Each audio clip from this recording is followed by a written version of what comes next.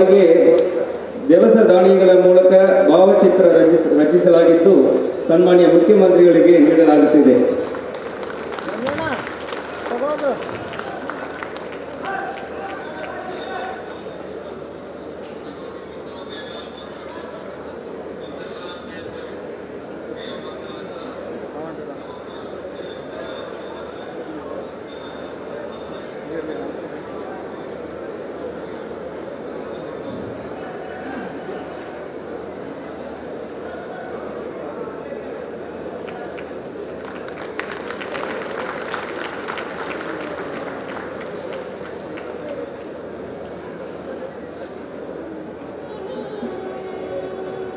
ತಮ್ಮ ಗೊಂದಲದಲ್ಲಿ ಕೃಷಿ ಇಲಾಖೆಯ ಎಲ್ಲ ಕಾರ್ಯ ಚಟುವಟಿಕೆಗಳನ್ನು ಸ್ವತಃ ಪರಿಶೀಲಿಸಿ ಸಮರ್ಪಕ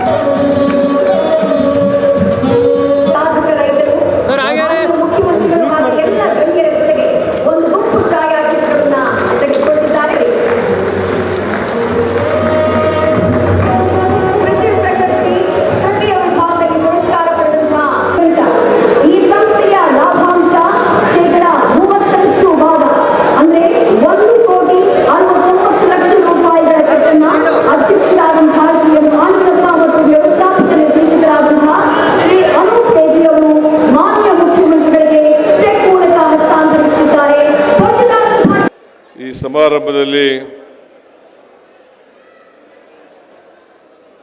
ಉಪಸ್ಥಿತರಿರ್ತಕ್ಕಂಥ ಕೃಷಿ ಸಚಿವರು ಆದಂಥ ಶ್ರೀ ಚೆಲುವರಾಯ ಸ್ವಾಮಿಯವರ, ಮುಖ್ಯ ಕಾರ್ಯದರ್ಶಿಗಳಾದಂಥ ಶಾಲಿನಿ ರಜನೀಶ್ ಅವರ, ಮೇಲ್ಮನೆಯ ಸದಸ್ಯರಾದಂಥ ಶ್ರೀ ರಮೇಶ್ ಬಾಬು ಅವರ, ಕೃಷಿ ಬೆಲೆ ಆಯೋಗದ ಅಧ್ಯಕ್ಷರಾದಂಥ ಶ್ರೀ ಅಶೋಕ್ ದಳವಾಯಿ ಅವರ, ಕೃಷಿ ಇಲಾಖೆಯ ಕಾರ್ಯದರ್ಶಿಗಳಾದಂಥ ಶ್ರೀ ಶೆಲ್ವಕುಮಾರ್ ಅವರ, ವೇದಿಕೆ ಮೇಲಿರ್ತಕ್ಕಂಥ ಎಲ್ಲ ಕಾರ್ಪೊರೇಷನ್ ಮತ್ತು ನಿಗಮಗಳ ಅಧ್ಯಕ್ಷರುಗಳೇ, ಇತರ ಎಲ್ಲ ಅಧಿಕಾರಿ ಸ್ನೇಹಿತರೆ, ಇಲ್ಲಿ ಭಾಗವಹಿಸಿರ್ತಕ್ಕಂಥ ರೈತ ಮಹಿಳೆಯರೇ ಮತ್ತು ಮಹನೀಯರೇ, ಇತರ ಎಲ್ಲ ಸ್ನೇಹಿತರೆ, ಮಾಧ್ಯಮದ ಗೆಳೆಯರೇ, ಇವತ್ತು ಕೃಷಿ ಇಲಾಖೆ ವತಿಯಿಂದ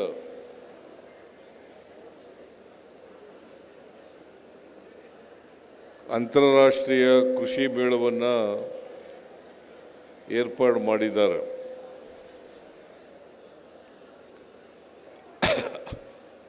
ಈ ಮೇಳವನ್ನು ಅತ್ಯಂತ ಸಂತೋಷದಿಂದ ನೆರವೇರಿಸಿದ್ದೇನೆ ಅಂತಕ್ಕಂಥ ಮಾತುಗಳನ್ನು ಈ ಸಂದರ್ಭದಲ್ಲಿ ಹೇಳಲಿಕ್ಕೆ ಬಯಸ್ತಾ ಇದ್ದೇನೆ.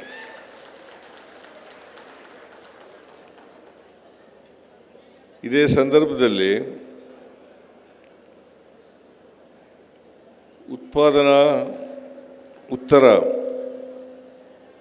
ಉತ್ಪಾದನೆ ಆದಮೇಲೆ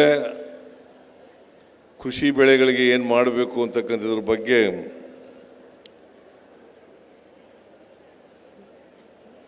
ವಿಚಾರ ಮಾಡ್ತಕ್ಕಂಥದ್ದು, ಜೊತೆಗೆ ರೈತರ ಸಬಲೀಕರಣ, ಇದರ ಜೊತೆಗೆ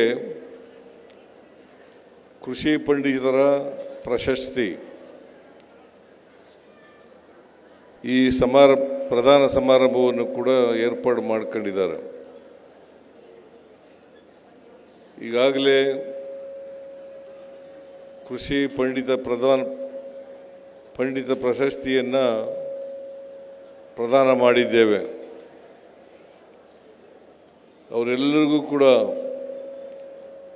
ಅಭಿನಂದನೆಗಳನ್ನು ಈ ಸಂದರ್ಭದಲ್ಲಿ ಸಲ್ಲಿಸಲಿಕ್ಕೆ ಬಯಸ್ತಾ ಇದ್ದೇನೆ. ಅವರು ಇನ್ನಷ್ಟು ಕೃಷಿ ಕ್ಷೇತ್ರದಲ್ಲಿ ಮೇಲಕ್ಕೇರಲಿ ಅಂತಕ್ಕಂಥ ಮಾತುಗಳನ್ನು ಈ ಸಂದರ್ಭದಲ್ಲಿ ಹೇಳ್ತಕ್ಕಂಥದ್ದು ಕೂಡ ನಾನು ಬಯಸ್ತೇನೆ. ಜೊತೆಗೆ ಕೃಷಿ ಕ್ಷೇತ್ರದಲ್ಲಿ ಕೆಲಸ ಮಾಡ್ತಕ್ಕಂಥ ಎಲ್ಲ ರೈತರು ಕೂಡ ಇವತ್ತು ಯಾರ್ಯಾರು ಕೃಷಿ ಪಂಡಿತ ಮತ್ತು ಕೃಷಿ ಪ್ರಶಸ್ತಿಗಳನ್ನು ಪಡ್ಕೊಂಡಿದ್ದೀರಿ ಅವರೆಲ್ಲರೂ ಕೂಡ ಬೇರೆ ರೈತರಿಗೆ ಸ್ಫೂರ್ತಿಯಾಗಬೇಕು, ಅವರಿಗೆ ಮಾರ್ಗದರ್ಶಕರಾಗಬೇಕು ಅಂತಕ್ಕಂಥ ಮಾತುಗಳನ್ನು ಹೇಳ್ತಾ ಬೇರೆ ರೈತರು ಕೂಡ ಕೃಷಿ ಪ್ರಶಸ್ತಿಗಳನ್ನು ಪಡ್ಕೊಳ್ತಕ್ಕಂಥ ಪರಿಸ್ಥಿತಿಗೆ ಈ ಸಂದರ್ಭದಲ್ಲಿ ಹೇಳಲಿಕ್ಕೆ ಬಯಸ್ತಾ ಇದ್ದೇನೆ. ನಮ್ಮ ಸರ್ಕಾರ ರೈತರಿಗೆ ಅವರಿಗೆ ಉತ್ತಮವಾದಂಥ ಬಿತ್ತನೆ ಬೀಜಗಳನ್ನು ಕೊಡ್ತಕ್ಕಂಥದ್ದು, ಗೊಬ್ಬರಗಳನ್ನು ಕೊಡ್ತಕ್ಕಂಥದ್ದು, ಔಷಧಿಗಳನ್ನು ಕೊಡ್ತಕ್ಕಂಥದ್ದು ಮತ್ತು ಉಪಕರಣಗಳು ಎಷ್ಟು 90% ಅಲ್ಲ, 1,500 ಕೋಟಿ 90% ಅಲ್ಲ,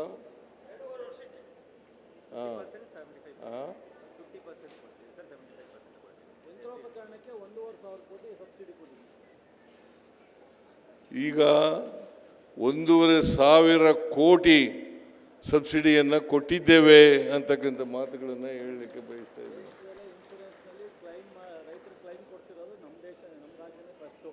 ಆಮೇಲೆ ಇಡೀ ದೇಶದಲ್ಲಿ ಇನ್ಶೂರೆನ್ಸ್ ಕ್ಲೈಮನ್ನು ಕೊಡಿಸಿರ್ತಕ್ಕಂಥದ್ದು ನಮ್ಮ ರಾಜ್ಯನೇ, ಕರ್ನಾಟಕ ರಾಜ್ಯನೇ ಮೊದಲನೇ ಸ್ಥಾನದಲ್ಲಿದೆ ಅಂತಕ್ಕಂಥ ಮಾತುಗಳನ್ನು ಹೇಳಲಿಕ್ಕೆ ಬಯಸ್ತಾರೆ.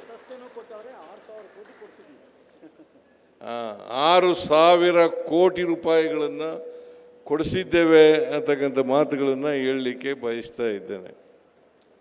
6,000 ಕೋಟಿ.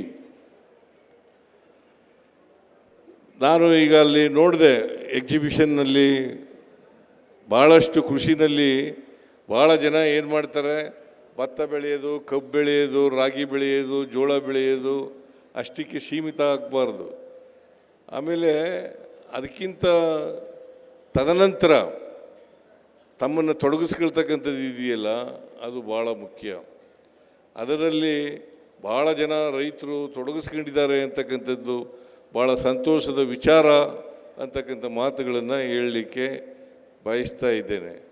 ನಾವು ಇವತ್ತು ಕಬ್ಬು ಬೆಲೆ ನಿಗದಿ ಆಯಿತು, 3,150 FRP, 3,150 ರೂಪಾಯಿ. ರೈತರು ಪ್ರತಿಭಟನೆಯನ್ನು ಮಾಡಿದ್ರು, ನಮಗೆ 3,150 ರೂಪಾಯಿ ಸಾಲಲ್ಲ ಅಂತಕ್ಕಂಥ ಮಾತುಗಳನ್ನು ಹೇಳಿದ್ರು. ನಾನು ಮೀಟಿಂಗ್ ಮಾಡಿದೆ, ರೈತ ಪ್ರತಿನಿಧಿಗಳು ಮತ್ತು ಶುಗರ್ ಫ್ಯಾಕ್ಟ್ರಿ ಓನರ್ಸ್ಗಳ ಜೊತೆ ಮೀಟಿಂಗ್ ಮಾಡಿದೆ, ರೈತ ಪ್ರತಿನಿಧಿಗಳ ಜೊತೆ ಮೀಟಿಂಗ್ ಮಾಡಿದೆ. ಅವರೆಲ್ಲರೂ ಕೂಡ ಒಪ್ಪದೇ ಹೋದರೂ ಕೂಡ ಅವ್ರನ್ನೆಲ್ಲ ಒಪ್ಪಿಸಿ ನಾನು 3,300 ರೂಪಾಯಿ, ಇದರಿಂದ ಏನಾಗುತ್ತೆ, ನಿಮಗೆ ಉಳಿತಾಯ ಮಾಡ್ತಕ್ಕಂಥದ್ದು ಜಾಸ್ತಿ ಆಗುತ್ತೆ. ನಿಮ್ಮ ಮಕ್ಕಳಿಗೆ ಎಜುಕೇಷನ್ ಕೊಡಲಿಕ್ಕೆ, ಆರೋಗ್ಯ ಕಾಪಾಡ್ಕೊಳ್ಳಿಕ್ಕೆ, ಮತ್ತು ಉಳಿತಾಯ ಮಾಡೋದನ್ನು ಬೇರೆ ಕಡೆ ಹೂಡಿಕೆ ಮಾಡಲಿಕ್ಕೆ ಅನುಕೂಲ ಆಗ್ತದೆ. ಅದರಿಂದ ನಾವು ಇವತ್ತು ಎಲ್ಲರಿಗೂ ಕೂಡ ಸಮಾನ ಅವಕಾಶಗಳನ್ನು ಒದಗಿಸ್ಕೊಡ್ತಕ್ಕಂಥ ರೀತಿಯಲ್ಲಿ ಹೆಚ್ಚು ಕೆಲಸವನ್ನು ನಮ್ಮ ಸರ್ಕಾರ ಮಾಡ್ತಾ ಇದೆ ಅಂತಕ್ಕಂಥ ಮಾತುಗಳನ್ನು ಹೇಳಲಿಕ್ಕೆ ಬಯಸ್ತಾ ಇದ್ದೇನೆ. ನಿಮ್ಮ ಆಶೀರ್ವಾದ ಇರಬೇಕು ಅಷ್ಟೇ. ನಿಮ್ಮ ಕೃಷಿಕರ ಆಶೀರ್ವಾದ, ಮಹಿಳೆಯರ ಆಶೀರ್ವಾದ. ಇತ್ತೀಚೆಗೆ ಕೇಂದ್ರ ಸರ್ಕಾರದವರು ಒಂದು ಕಾನೂನನ್ನು ಮಾಡಿದ್ದಾರೆ, ವಿ.ಬಿ.ಜಿ. ರಾಮ್ಜಿ. ನಾವು ಮನ್ರೇಗಾ ಮಾಡಿದ್ದು 20 ವರ್ಷಗಳ ಹಿಂದೆ ಮನಮೋಹನ್ ಸಿಂಗ್ರವರು ಪ್ರಧಾನಮಂತ್ರಿ ಆಗಿರುವಾಗ ಮನ್ರೇಗಾ ಅಂದರೆ ಕೃಷಿ ಕಾರ್ಮಿಕರು, ಮಹಿಳೆಯರು, ಸಣ್ಣ ರೈತರು, ಆದಿವಾಸಿಗಳು ಅವರೆಲ್ಲರೂ ಕೂಡ ಕೃಷಿ ಚಟುವಟಿಕೆಗಳಿಲ್ಲದೆ ಇದ್ದಾಗ ಅವರ ಊರಿನಲ್ಲೇ ಅವರಿಗೆ ಉದ್ಯೋಗ ಕೊಡ್ತಕ್ಕಂಥ ಕೆಲಸವನ್ನು ಮಾಡ್ತಾ ಇದ್ದು. ಈಗ ಆ ಉದ್ಯೋಗ ಅವ್ರ ಊರಿನಲ್ಲೇ ಕೊಡಬೇಕು ಅಂತೇನಿಲ್ಲ. ಕೇಂದ್ರ ಪಂಚಾಯಿತಿ ತೀರ್ಮಾನ ಮಾಡ್ತಾ ಇತ್ತು, ಗ್ರಾಮ ಸಭಾ ತೀರ್ಮಾನ ಮಾಡ್ತಾ ಇತ್ತು. ಈಗ ಕೇಂದ್ರ ಸರ್ಕಾರ ತೀರ್ಮಾನ ಮಾಡ್ತದಂತೆ, ಅನುದಾನ ಕೊಡಬೇಕು, ನೋಟಿಫೈ ಮಾಡಬೇಕು, ಇಂಥ ಪಂಚಾಯತಿನಲ್ಲಿ ಇಂಥ ಕೆಲಸನೇ ತಗೋಬೇಕು ಅಂತ ಮಾಡ್ತಕ್ಕಂಥ ಕೆಲಸವನ್ನು ಮಾಡ್ತದೆ. ಅದಕ್ಕೆ ನೀವೆಲ್ಲರೂ ಕೂಡ ಮನ್ರೇಗಾ ಬೇಕು, ಮನ್ರೇಗನೇ ಬೇಕು, ವಿ.ಬಿ.ಜಿ. ರಾಮ್ಜಿ ಬೇಡ ಅಂತಕ್ಕಂಥ ನಿಲುವನ್ನು ವ್ಯಕ್ತ ಮಾಡಬೇಕು, ಪ್ರತಿಭಟಿಸಬೇಕು ಅಂತಕ್ಕಂಥ ಮನವಿಯನ್ನು ನಿಮ್ಮಲ್ಲಿ ಮಾಡಲಿಕ್ಕೆ ಬಯಸ್ತಾ ಇದ್ದೇನೆ. ಅದನ್ನು ಮಾಡ್ತೀರಿ ಅಂತ ವಿಶ್ವಾಸ ಇದೆ. ಯಾಕೆಂದರೆ ಆಮೇಲೆ ಕೇಂದ್ರ ಸರ್ಕಾರ ವೇತನ ಎಲ್ಲ ಪೂರ ಕೊಡ್ತಿತ್ತು ಮೊದಲು, ಇಲ್ಲಿವರೆಗೆ ಅದನ್ನೇ ಮಾಡ್ತಾ ಇತ್ತು. ಈಗ 60% ಕೇಂದ್ರ ಸರ್ಕಾರ, 40% ರಾಜ್ಯ ಸರ್ಕಾರ ಕೊಡಬೇಕು ಅಂತ ಮಾಡಿದೆ. ಹೀಗೆ ನಿಮ್ಮನ್ನ ಯಾರನ್ನೂ ಕೇಳ್ದೇನೆ, ರಾಜ್ಯಗಳನ್ನ ಕೇಳ್ದೇನೆ ಒಂದು ಹೊಸ ಕಾಯ್ದೆಯನ್ನು ಮಾಡಿಬಿಟ್ಟಿದ್ದಾರೆ. ಆ ಹೊಸ ಕಾಯ್ದೆಯಿಂದ ಮನ್ರೇಗಾಕ್ಕೆ ಮಹಾತ್ಮ ಗಾಂಧೀಜಿಯವರ ಹೆಸರನ್ನೂ ತೆಗೆದುಬಿಟ್ಟಿದ್ದಾರೆ. ಮನ್ರೇಗಾ ಅಂತಂದರೆ ಮಹಾತ್ಮ ಗಾಂಧೀಜಿ ರಾಷ್ಟ್ರೀಯ ಉದ್ಯೋಗ ಖಾತ್ರಿ ಯೋಜನೆ. ಈಗ ಮಾಡಿರೋದೇನು ಗೊತ್ತಾ, ಮಹಾತ್ಮ ಗಾಂಧೀಜಿ ಹೆಸರು ತೆಗೆದುಬಿಟ್ಟು Viksit Bharat guarantee for Rozgar Ajeevika mission Gramin ಅಂತ ಮಾಡಿದ್ದಾರೆ. ಅಜೀವಿಕ್ ಗ್ರಾಮೀಣ್ ಅಂತ ಮಾಡಿದ್ದಾರೆ.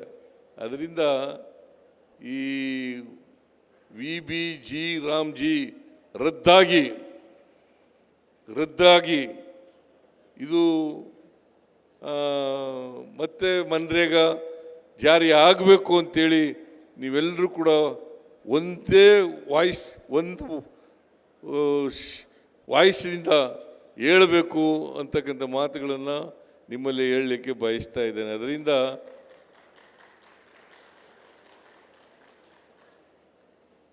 ನೂರು ದಿನ ಕೆಲಸ ಕೊಡ್ತಾ ಇತ್ತು. 100 ದಿನ ಎಲ್ಲಿ ನಿಮ್ಮ ಊರಿನಲ್ಲೇ ನೀವು ಅರ್ಜಿ ಕೊಟ್ಟರೆ ನಮಗೆ ಕೆಲಸ ಬೇಕು ಅಂತ ಹೇಳಿದ್ರೆ ಅದು 15 ದಿನದೊಳಗಡೆ ಕೆಲಸ ಕೊಡಲೇಬೇಕು, ಇಲ್ಲದವರೆ ಕೂಲಿ ಕೊಡಬೇಕು. ಇದು ನಮ್ಮ ಇಂದಿನ ಸರ್ಕಾರ, ಕೇಂದ್ರ ಸರ್ಕಾರ ಮನಮೋಹನ್ ಸಿಂಗ್ರವರು ಪ್ರಧಾನಮಂತ್ರಿಯಾಗಿದ್ದಾಗ ತಂದಿದ್ದಂಥ ಕಾಯ್ದೆ. ಈ ಕಾಯ್ದೆಯನ್ನು ರದ್ದು ಮಾಡಿ ವಿ.ಬಿ.ಜಿ. ರಾಮ್ಜಿ ಎನ್ನು ತರ್ತಕ್ಕಂಥ ಕುತಂತ್ರವನ್ನು ಕೇಂದ್ರ ಸರ್ಕಾರ, ನರೇಂದ್ರ ಮೋದಿಯವರ ಸರ್ಕಾರ ಮಾಡ್ತಾ ಇದೆ. ಅದನ್ನು ವಿರೋಧ ಮಾಡಬೇಕು ಅಂತಕ್ಕಂಥ ಮಾತುಗಳನ್ನು ನಿಮ್ಮಲ್ಲಿ ಕೇಳ್ಕೊಂಡು ಇವತ್ತು ಮತ್ತೊಮ್ಮೆ ಎಲ್ಲ ಪ್ರಶಸ್ತಿ ವಿಜೇತರಿಗೆ ಧನ್ಯವಾದಗಳನ್ನು, ಅಭಿನಂದನೆಗಳನ್ನು ಹೇಳಿ